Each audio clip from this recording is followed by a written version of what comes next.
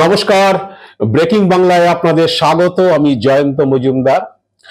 অনুব্রত মণ্ডলের জামিন পেয়ে তিহার জেল থেকে মুক্তি, এটা বোধহয় হজম করতে পারছেন না আমাদের বিরোধী দলনেতা শুভেন্দু অধিকারী।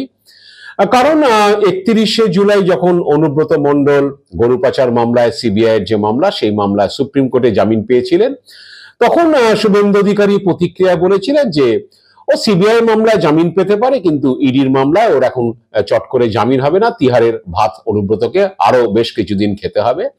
শুভেন্দুর বোধহয় আশা ছিল যে অনুব্রত ইডির মামলায়, যেটা গরু পাচারে, সেই মামলাতে বোধহয় আটকে থাকবেন এবং 2026 সালে বিধানসভা ভোটের আগে বোধহয় অনুব্রতর বেরোনো হবে না, এরকম একটা আশা বোধহয় শুভেন্দু অধিকারীর মনে ছিল। যাই হোক, শুক্রবার দিন ইডির সেই মামলায় রাউজ এভিনিউ কোর্টে দিল্লির অনুব্রত জামিন পাওয়ার পরে শুভেন্দু একেবারেই বোধহয় তিনি বিষয়টা মেনে নিতে পারছেন না মন থেকে, এবং তার যেহেতু অনেক বড় বড় কথা বলেছিলেন অনুব্রত অ্যারেস্ট নিয়ে, অ্যারেস্টের আগে থেকে পরে থেকে অনেক কথা বলেছিলেন এবং সেটা বোধহয় তার মুখ পুড়েছে, সেই কারণে তার বিষয়টা হজম হচ্ছে না।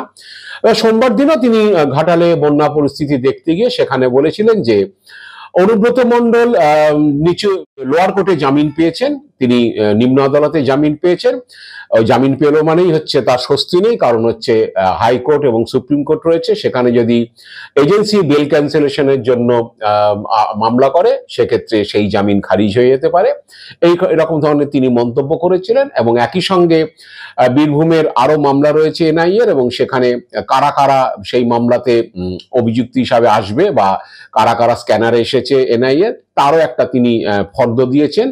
সেখানে তিনি অনুব্রত মণ্ডল, বিকাশ রায়চৌধুরী বীরভূমের তৃণমূল নেতা, সিউড়ির বিধায়ক, নলহাটির বিধায়ক আশিস ব্যানার্জি, মানে রামপুরহাটের যে বিধায়ক তথা ডেপুটি স্পিকার, তার ভাইপো, এরকম অনেকের নাম দিয়েছিলেন, তারা নাকি ওই মামলায় স্ক্যানারে রয়েছেন। ইতিমধ্যে অনুব্রতর দেহরক্ষী সাইগাল হোসেনকে নাকি জিজ্ঞাসাবাদ করা হয়েছে, এই ধরনের শুভেন্দু বক্তব্য রেখেছেন। তো শুভেন্দু এক্স্যাক্টলি কি বলেছেন আমরা একটু শুনে নেব। অনুব্রত মণ্ডল 1.5 বছর জেল খাটার পরে তাকে নিম্ন আদালত বেল দিয়েছেন। আদালতের পরে হাইকোর্ট এবং সুপ্রিম কোর্ট আছে, সেখানে যদি এজেন্সি বেল ক্যান্সেলেশনের প্রেয়ার করে, কোথায় যাবেন? বীরভূমের এদেরকে বলছি বাড়াবাড়ি করবেন না। মোহাম্মদ বাজারে যে জিলোটিন স্টিকের কেস এনআইএর, তাতে আশিস ব্যানার্জির ভাইপোর নাম আছে, সুভাষিস ব্যানার্জি, তাতে ইসলামের নাম আছে, বড় ঠিকাদার, নলহাটির এমএলএর নাম আছে, বিকাশ রায়চৌধুরীর নাম আছে এবং অনুব্রত মণ্ডলের নাম আছে। তার সিকিউরিটিকে ডেকে জেরা করেছে সাইগলকে এনআইএ। তো শুভেন্দুর এই বক্তব্যের পরে অনেক আইনজীবীদের কেউ কেউ বলছেন যে শুভেন্দুর বোধহয় জানা নেই, কারণ হচ্ছে কোনো আদালত যদি কাউকে জামিন দিয়ে থাকে, সেই জামিনটা বেলটা ক্যান্সেলেশনের জন্য যদি এজেন্সি, সে পুলিশ হোক সিবিআই হোক, তারা যদি উচ্চ আদালতে যায়, সেক্ষেত্রে প্রথম যে দিকটা দেখা হয় সেটা হচ্ছে যে আদালত তাকে জামিন দিয়েছে সেই জামিনের শর্ত তিনি ভেঙেছেন কিনা। কারণ জামিন দেওয়ার সময় কতগুলি শর্ত দেওয়া থাকে, যে তিনি বলে অমুক জায়গায় যাবেন না, অমুক জায়গায় পাসপোর্ট জমা রাখতে হবে, কি সাক্ষীদের ভয় দেখাবেন না, মামলা সংক্রান্ত বিষয়ে বাইরে কিছু বলবেন, এরকম ধরনের অনেকগুলো শর্ত দেওয়া থাকে। এবং নিয়মিত একটা সময়ের নিরিখে হচ্ছে তদন্তকারী অফিসারের সঙ্গে দেখা করতে হয়।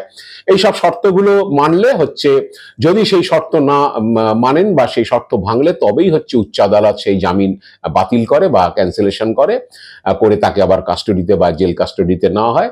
কিন্তু জামিনের শর্ত না ভাঙলে চট করে উচ্চ আদালত নিম্ন আদালতের জামিনকে খারিজ করতে চায় না। এটা বোধহয় শুভেন্দুর জানা নেই। এবং আইনজীবীদের একাংশ এমনও বলেছেন যে বেশিরভাগ ক্ষেত্রেই এই ধরনের বেল ক্যান্সেলেশনের আবেদনগুলো বাতিল হয়ে যায় যদি না সে জামিনের শর্ত ভঙ্গ করে।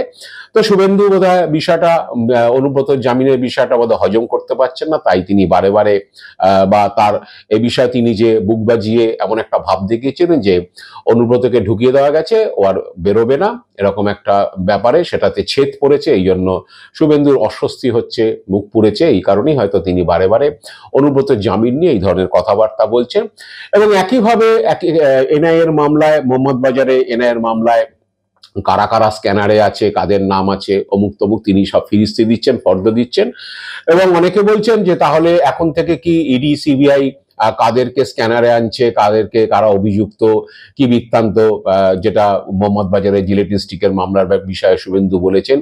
তো সেই কাকে গ্রেপ্তার করবে ইডি, সিবিআই, এনআইএ কাকে গ্রেপ্তার করবে, এগুলো কি, এই লিস্ট কি এখন শুভেন্দুর পকেটে রয়েছে? মানে তিনি যেটা বলবেন সেটাই হচ্ছে ইডি, সিবিআই বা এনআইএ সেটা করবে, এই ধরনের প্রশ্ন উঠে গিয়েছে। কারণ অনেক বিভিন্ন মহল থেকেই বলা হচ্ছে যে এটা শুভেন্দু অধিকারী গত 2-2.5 বছর ধরেই বলছেন, নিয়োগ দুর্নীতির মামলা থেকে শুরু করে বিভিন্ন মামলায় এনআইএ বেশ কিছু মামলা করেছে এই রাজ্যে, এবং হচ্ছে ইডি তো আছেই বিভিন্ন মামলাতে।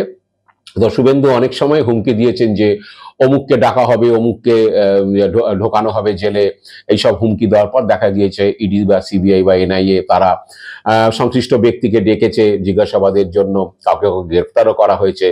এই নিয়ে তৃণমূল অভিযোগ তুলেছে যে আসলে ইডি, সিবিআই এরা হচ্ছে বিজেপির ফ্রন্টাল অর্গানাইজেশন, এবং এখানে শুভেন্দু অধিকারীরা সেই ইডি, সিবিআইকে চালান, এবং তারা যেরকম বলে দেন ইডি, সিবিআই সেই ধরনের কাজকর্ম করেন, এবং এই রাজনৈতিক প্রতিহিংসায় বিভিন্ন লোককে গ্রেপ্তার করা হয়। কিন্তু আখেরে দেখা যায় যে সেইখানে তাদের বিরুদ্ধে তেমন কোনো প্রমাণ ইডি, সিবিআই করতে ব্যর্থ হয়।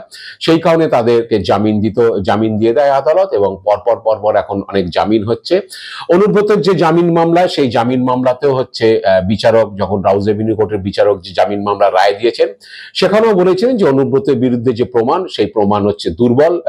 সেই প্রমাণ দুর্বল থাকার জন্য তিনি বেশ কিছু কারণ উল্লেখ করেছিলেন, যে সময়কার মামলার কথা বলা হয়েছে, যে বিএসএফ এর যে কমান্ড্যান্টের সঙ্গে যোগসাজশ গরু পাচারকারীদের, এবং তাদের সঙ্গে যোগসাজশ অনুব্রত মণ্ডলে, সেই সময়ের অনেক আগেই চার্জশিটে যে দেখা গেছে যে চার্জ জানা হয়েছে যে অনুব্রত প্রভাব খাটিয়ে সেখান থেকে তাদের থেকে টাকা নিতেন, এবং সেই টাকা তার অ্যাকাউন্টে জমা পড়তে। কিন্তু দেখা গিয়েছে যে সময়কার ঘটনাবলীর কথা বলা হচ্ছে, চার্জশিটে অনুব্রতর বিরুদ্ধে যে অভিযোগ আনা হয়েছে, সেখানে দেখা যাচ্ছে তার অনেক আগে 2015 থেকে 17 সময়কালের কথা বলা হয়েছে, যখন সতীশ কুমার ছিলেন কমান্ড্যান্ট।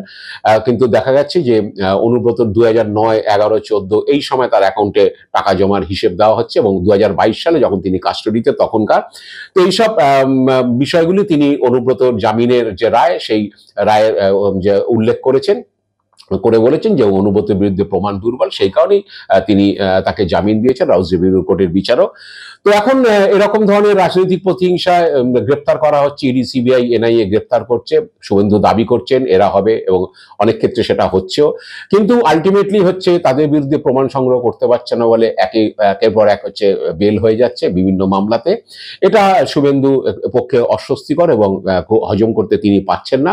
তো বিজেপির লোকজনেরও হচ্ছে কারো বিজেপির অন্দরও এই নিয়ে চর্চা শুরু হয়েছে রাজ্য বিজেপিতে, যেভাবে এজেন্সি যদি তার নিজের মতো করে কাজ করতো, তারা গ্রেপ্তার করতো, তাহলে সে বিষয়ে তাদের কিছু বলার থাকতো না। কিন্তু প্রতিটা ব্যাপারে শুভেন্দু অধিকারী আগ বাড়িয়ে দাবি করছে, এবং এমন ভাবে করা হচ্ছে যেন বিজেপি এবং শুভেন্দু অধিকারী এবং সিবিআই, ইডি, এনআইএ এরা মিলে যৌথভাবেই হচ্ছে শাসক দল বা তাদের নেতা মন্ত্রীদের গ্রেপ্তার করাচ্ছে, এবং কিছু কিছু ক্ষেত্রে সেটা গাজোয়ারি ভাবে গ্রেপ্তার করাচ্ছে, যখন আদালত বলছে যে প্রমাণ দুর্বল এবং তারা জামিন পেয়ে যাচ্ছে। এতে আখেরে বিজেপির রাজনীতি ক্ষতি হচ্ছে বলে বিজেপির একাংশের এটা মত, নেতাকর্মীদের।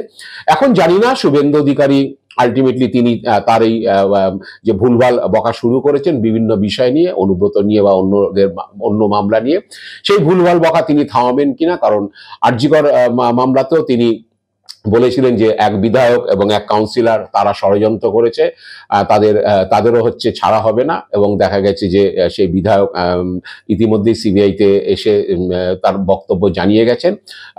পরবর্তীকালে তাকে আবার সিবিআই বুক করবে কিনা বা আবার ডাকা হবে কিনা আমি জানি না, কিন্তু শুভেন্দু অধিকারী সে ব্যাপারে হিন্ট দিয়েছেন। তো অনেকে বলছেন যে অনুব্রততে মুখ পড়লে হচ্ছে শুভেন্দু ভুলভাল বকা থামাচ্ছেন না, তিনি লাগাতার বলে যাচ্ছেন, এবং তিনি হয়তো এটা বলে যাবেন, কারণ তার তো হয়তো এটাই স্বভাব, তিনি এইভাবে বলতেই হয়তো অভ্যস্ত, তিনি হয়তো কোথায় থামতে হয় জানেন না।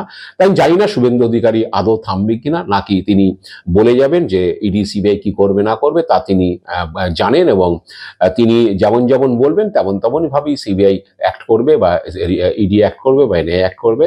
এখন দেখা যাক ভবিষ্যতে শুভেন্দু অধিকারী কি পদক্ষেপ নেন। আজ এ পর্যন্তই। আপনারা ভালো থাকবেন, সুস্থ থাকবেন। নমস্কার।